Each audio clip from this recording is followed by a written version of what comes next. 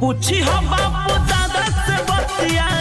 रहले गरीब के लटिया सेवा धर्म रहे उनको दिन होके चाहे रतिया दिन होके चाहे रतिया रहन